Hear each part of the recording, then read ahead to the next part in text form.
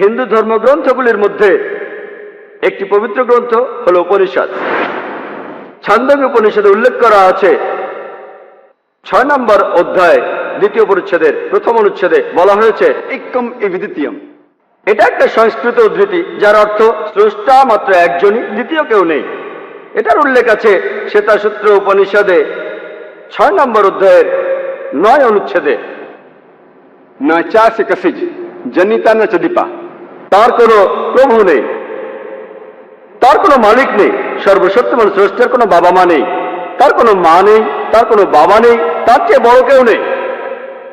এটার উল্লেখ আছে শ্বেতাসূত্র উপনিষদের 4 নম্বর অধ্যায়ের 19 অনুচ্ছেদে न तस्य प्रतिमा अस्ति।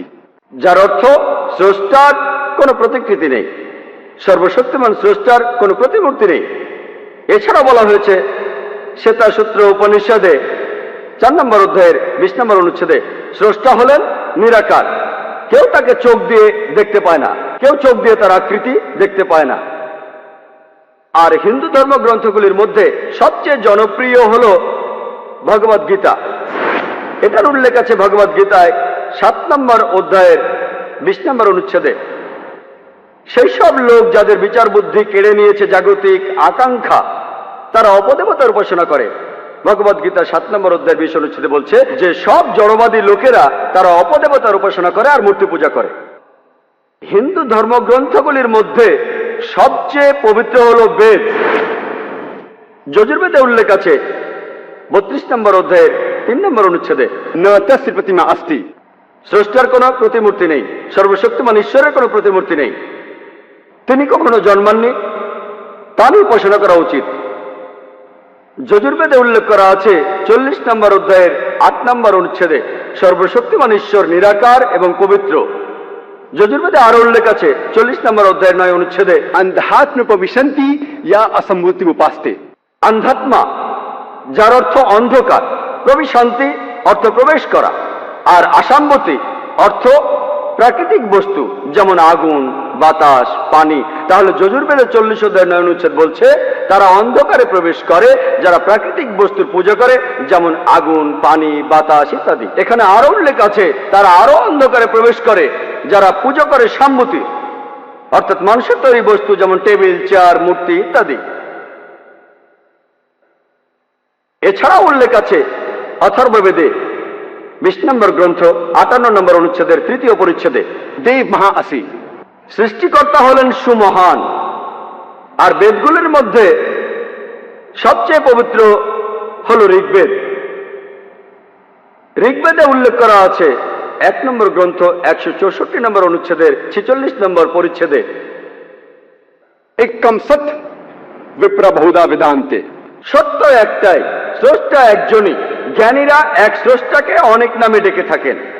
আর একই কথা যে স্রষ্টা একজনই, জ্ঞানীরা তাকে অনেক নামে ডেকে থাকেন। একই কথা আছে ঋগ্বেদের 10 নম্বর গ্রন্থে 114 অনুচ্ছেদের 5ম পরিচ্ছেদে। আর শুধুমাত্র ঋগ্বেদেই 2 নম্বর গ্রন্থের 1 অনুচ্ছেদে একে একে 33টি আলাদা নামে ডাকা হয়েছে সর্বশক্তিমান স্রষ্টাকে। এগুলোর মধ্যে একটি উল্লেখ আছে ঋগ্বেদের 2 নম্বর গ্রন্থ 1 অনুচ্ছেদের 2য় পরিচ্ছেদে, সেটা হলো ব্রহ্মা। ব্রহ্মা শব্দটার অর্থ সৃষ্টিকর্তা। শব্দটার যদি আরবি করেন অর্থ দাঁড়ায় খালিক। মুসলমানদের কোনো আপত্তি থাকবে না যদি কেউ বলে সর্বশক্তিমান ঈশ্বর হলেন খালিক বা সৃষ্টিকর্তা। কিন্তু যদি কেউ বলে সর্বশক্তিমান ঈশ্বর সৃষ্টিকর্তা, তার 4টি মাথা আছে, প্রত্যেক মাথায় একটি করে মুকুট, আমরা মুসলমানরা প্রবল আপত্তি জানাবো। এছাড়াও আপনি শ্বেতাসূত্র উপনিষদের বিরুদ্ধে যাচ্ছেন। 4 নম্বর অধ্যায়ের 19 অনুচ্ছেদে বলা হয়েছে न तस्य प्रतिमा अस्ति। স্রষ্টার কোনো প্রতিমূর্তি নেই। অন্য আরেকটি নামে ডাকা হয়েছে ঋগ্বেদের 2য় গ্রন্থ 1ম অনুচ্ছেদের 3য় পরিচ্ছেদে, সেটা হলো বিষ্ণু। বিষ্ণু অর্থ রক্ষাকারী, অর্থাৎ পালনকর্তা। যদি এটার আরবি করেন তাহলে কাছাকাছি শব্দ রব। মুসলমানদের কোনো আপত্তি নেই যদি কেউ সর্বশক্তিমান ঈশ্বরকে বলেন রব, বিষ্ণু বা পালনকর্তা। কিন্তু যদি কেউ বলে বিষ্ণু হলেন সেই ঈশ্বর যিনি বসে আছেন সাপকে আসন বানিয়ে সমুদ্রের নিচে ভ্রমণ করেন, আকাশে উড়ে বেড়ান গরুর নামে এক পাখির পিঠে চড়ে। তার 4টি হাত, এক ডান হাতে রয়েছে চক্র, এক বাম হাতে রয়েছে শাক। আমরা মুসলমানরা তাতে প্রবল আপত্তি জানাবো। এছাড়াও আপনি যজুর্বেদের বিরুদ্ধে যাচ্ছেন। 32 নম্বর অধ্যায়ের 3 অনুচ্ছেদে বলা হয়েছে न तस्य प्रतिमा अस्ति। স্রষ্টার কোনো প্রতিমূর্তি নেই, সর্বশক্তিমান স্রষ্টার কোনো প্রতিমূর্তি নেই। এছাড়া উল্লেখ আছে ঋগ্বেদের 8 নম্বর গ্রন্থ প্রথম অনুচ্ছেদের প্রথম পরিচ্ছেদে, मां चदनदी संसद, শুধু তার বন্দনা করো, শুধুমাত্র তাকেই উপাসনা করা উচিত।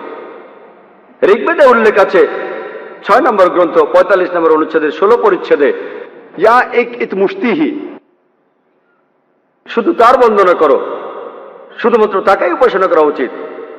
আর ব্রহ্মসূত্র সেখানে এই কথা বলা হয়েছে, एकम ब्राह्म द्यूता नास्ते, नहना नास्ते किंचन।